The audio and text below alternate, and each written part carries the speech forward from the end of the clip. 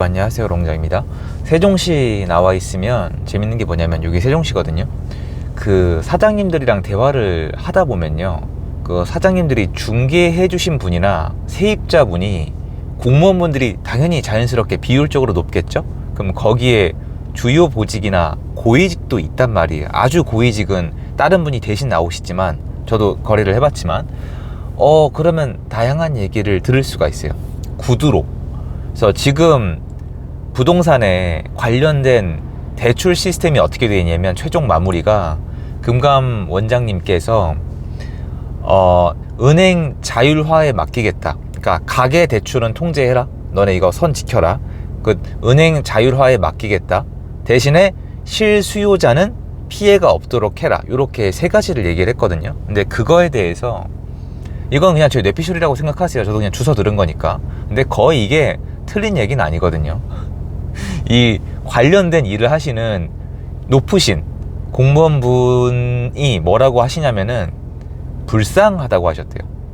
왜냐면은 제가 알고 하는지 모르고 하는지 모르겠는데, 지금 시장이 실수요자들이 돌리고 있다는 거는 바보 빼고 다 알고 있대요. 이분 참고로 동 관련된 일 하세요. 여기 세종시에 다 있습니다, 청사. 그러면 지금 실수요장이죠. 실수요자가 집을 살려면 어떻게 해야 돼요? 대출을 받아야죠.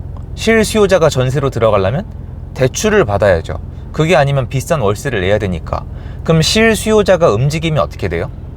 가계대출이 올라가죠. 그럼 가계대출을 통제하면 돼요, 안 돼요? 나라 마음이니까 해야 된다고 쳐요. 그럼 가계대출을 통제하면 되잖아요. 그래서 가계대출을 통제했더니 어떻게 됐어요? 쌍욕을 먹었죠. 그 욕 먹고 용감하게 버티면 되는데 어떻게 했어요?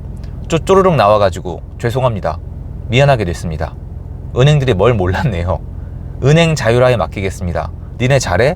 자율화에 맡길 거야? 대신 가계대출은 통제해, 대신 실수요자는 피해가 없도록 해. 요거를 제 영상을 좀 오래 보신 분들은 몇 번 요 부분만 반복해서 들어보세요. 지금 제가 한 얘기는요, 개소리예요. 앞뒤가 전혀 맞지 않아요. 시장에 실수요자밖에 없어요? 실수요자가 실거주를 해결하기 위해서 대출을 늘렸어요? 그럼 대출을 통제하든 말든 두 가지밖에 없는 거예요. 대출을 통제를 안 해서 실수요자를 보호하든가, 대출을 통제해서 실수요자의 발을 묶어야 돼요. 그런데 실수요자는 건들기 싫고 정치적으로, 가계대출은 통제하고 싶으니까 이게 앞뒤가 아예 하나도 맞지 않은 바보 짓을 하고 있는 거예요. 그게 여기 세종시 나오면 그 얘기 들을 수 있고요, 서울 가도 얘기 들을 수 있어요. 세종시도 지금 실수요자로 개편되고 있는 거래요, 이게. 근데 서울과 다른 모습이죠. 수도권이 이래서 무서워요. 세종시도 이 사장님은 투자를 잘해요. 원래 충청권에서 이제 일하시던 분인데 분양 쪽도 손을 대시고 시행도 손을 대시고 어쨌건 이거저거 다 아시는 분인데, 세종시가 실수요자로 전환되고 있기 때문에 지금 수급이 안 맞는 거래요. 기존에 이제 투자용으로 갖고 있던 분들이 물건을 내놓는데 실수요자가 사야 되는데, 세종시가 아무리 좋아도 인구 유입이나 집을 사는 수요가 늘어나는데 한계가 있잖아요. 그리고 여기는 미리 실수요자들이 분양을 받도록 했어요. 그럼 후발적으로 집을 살 사람이 필요한 거예요. 세입자든 집주인이든. 근데 그게 느린데 투자자들의 아웃은 빠르니까 이게 올라가려고 하다가도 안 된다는 거예요. 자기는 그렇게 분석하고 있대요. 근데 저 상당히 동감하거든요. 근데 서울은 어떻게 되고 있냐면은, 이거 절대 잊지 마세요. 실수요자가 가계대출의 문제를 생기게 할 만큼 움직였는데 그것만으로 서울은 가격이 회복하거나 올라갔습니다. 실수요자는 집을 산 다음에 어지간하면 던지지 않아요. 그건 앞으로 지켜보시면 알 건데, 지금 서울은 실수요자로 전환이 되는데, 여러분들이 여기는 되고 여긴 안 되라고 하지만, 제가 지금 정규 20기죠 20기, 21기, 22기 특히 내년 가면은 저 많이 찾으실 거예요. 미리 말씀을 드릴게요. 왜 그러냐면 전 이미 경험이 있어요. 실수요자잖아요. 여러분, 인플레이션, 화폐 가치 하락, 그리고 실수요자들의 집 사는 거, 이거 전 국민이 다 같이 할 것 같아요. 이거 좀 솔직히 얘기해 봅시다. 좀 듣기 안 좋더라도 전 국민이 다 같이 한다고요? 화폐 가치 하락에 대한 대비, 화폐 가치 하락에 대한 이 현상이 나오는 그 분야, 그리고 내 집 마련을 누가 더 먼저 빨리 할 것 같아요? 여유 있는 분들이 먼저예요. 돈이 많은 분들이 먼저 합니다. 왜 그러냐? 확신이 있고 여유가 있고 집을 사야 된다는 확신이 있으니까. 제가 예를 들어 드릴까요? 자, 여러분들이 빌라에 살고 있어요. 그러면 분양을 받을 수도 있고 그 빌라를 살 수도 있어요. 어떻게 하실래요? 빌라에 전세로 살면서 분양을 기다리실래요? 빌라를 그냥 사버리실래요? 저 같아도 안 사요, 여러분. 빌라 갖고 계신 분들한테 너무 죄송한데 전 이거 원래 얘기했던 거니까 나라도 안 사요. 빌라 가격 안 올라가잖아요, 사실. 그리고 안 팔리면 어떡해요? 그리고 정부가 또 찍어 누르잖아요. 정부가 직접 매입해서 헐값에 월세 전세 주면요, 나는 그냥 일반 민간인 집주인인데 어떻게 당해냅니까? 그럼 분양받는 게 낫잖아요. 분양받으면 몇 억 벌 수도 있잖아요, 몇 천을. 자, 근데 거꾸로 얘기할게요. 여러분이 잠실에 엘스를 살 수가 있어요. 그 돈이 어딨어 그런 얘기 좀 하지 말고, 요번에 다 나왔잖아요. 잠실 엘스를 매수하고 싶은데 고민하실 것 같아요.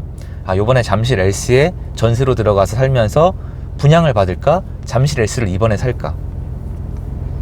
확률적으로요, 잠실 엘스를 산단 말이에요. 이래서 한국은요, 전세 시스템도 있고 청약 시스템이 있고 일부 이 분야의 가치를 인정하지 않기 때문에 부자들이 집을 먼저 사게 돼 있어요. 잠실 아파트는요, 산 다음에 10년 보유할 의사가 있어요.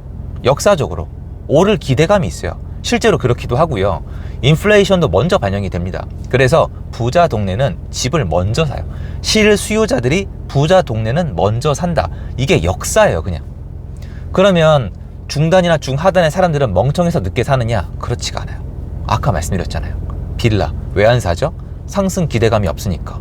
그리고 집을 여러 채 갖고 있으면 모든 혜택이 날아가니까. 나라가 그렇게 만들고 있는 거예요. 그러면 중간쯤 가볼까요? 어디쯤 갈까요? 동대문구 갈까요? 자, 동대문구 집을 사서 들어가시겠습니까? 동대문구 집에 전세로 살면서 분양을 기다리시겠습니까? 일단은 좀 아리까리해요. 아리까리한데 이거 어때요? 동대문구 집값이 올라가기 시작하는 거예요. 왜 올라가는지 봤더니 전세가 없어서 전세입자가 집을 샀던, 투자자가 들어왔던, 투자자 없어요 지금. 어쨌건 뭐 알 바 아니고 내가 봤던 집값이 올라가기 시작을 하는 거예요. 그러면 생각이 바뀌겠죠. 이런 거예요. 위에서부터 유동성이 퍼져서, 그 유동성은 투기꾼들 유동성이 아니에요. 실수요자의 돈도 유동성이에요, 여러분. 대출이든 뭐든 간에. 위에서부터 퍼지면 어떻게 돼요? 맞아요. 하단으로 상승이 퍼지는 거예요. 이게 어디서 나왔냐면, 저는 할 말이 있는 게 22년도 11월 달에 엘스 사라고 말씀드렸고요. 사도 좋습니다가 아니에요. 사세요라고 막 얘기했고요. 23년도 2월 달에 마리프 사라고 말씀드렸고요. 23년도 찾아보니까 23년도 4월인가 5월에 경희궁 자이 사라고 말씀을 드렸어요. 그리고 제가 현장에 나가서 이거 마포구 상암동까지, 그리고 위로는 은평구까지, 고양시까지 퍼질 거라고 제가 1년 넘게 추적을 해서 영상을 올렸더라고요. 다 퍼지진 않았지만 실제로 그 상승세는 퍼졌습니다. 이런 식으로 간다고요. 결정하기 확실한 데서부터 결정하기 애매한 데까지.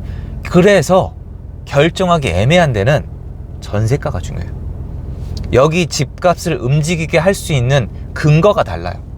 전세가 오르지 않으면 굳이 집을 살 이유가 없거든요. 나라가 이상한 걸 하지 않는 이상. 그러면 지금 전세가 다 움직이고 있잖아요. 둔촌주공 입주기간은 있습니다만 내년 내후년 어떻게 될까요? 아, 투자자가 없으니까 외곽은 안 올라간다? 천만의 말씀. 절대 그렇게 돌아가지 않아요. 전 이미 봤었어요. 이거 퍼집니다. 뻔히 퍼질 게 보이는데 사람들은 안 하고 있는 거예요. 저는 얘기하고 있는 거고. 왜냐? 정부가 다주택자들이 투기해서 올라가는 거라고 선동을 해놨으니까. 이미 안 보이세요? 다주택자 투기꾼 없어요, 여러분.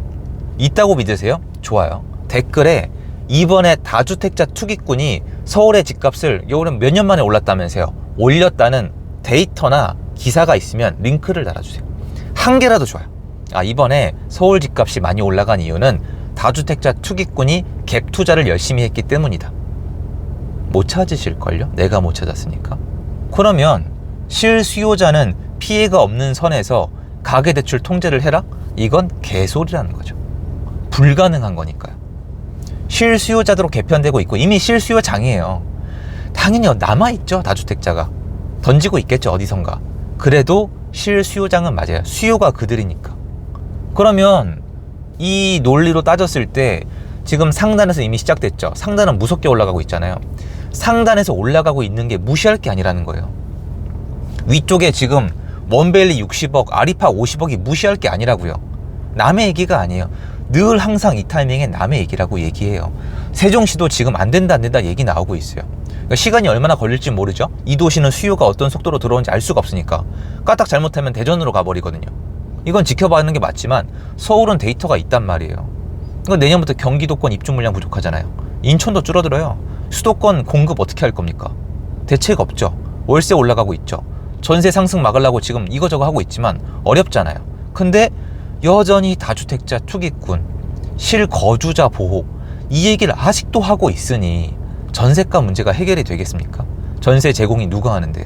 그러니까 입주 물량이 여태까지 있었으니까 그냥 가만히 있는 건데요.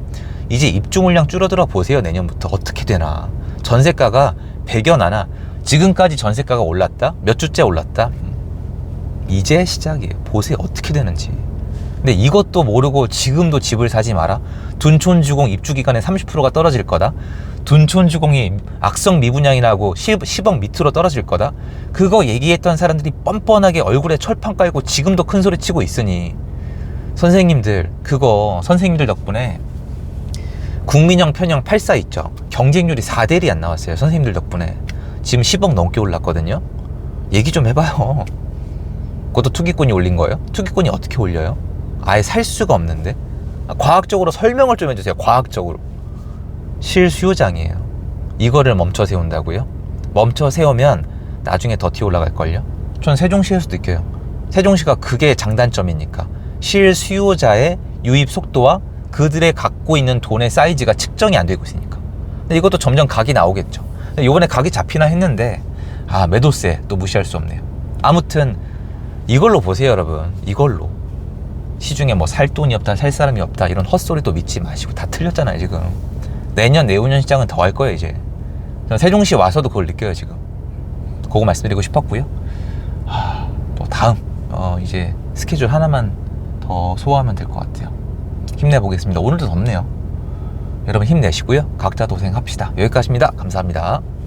좋은 하루 되세요.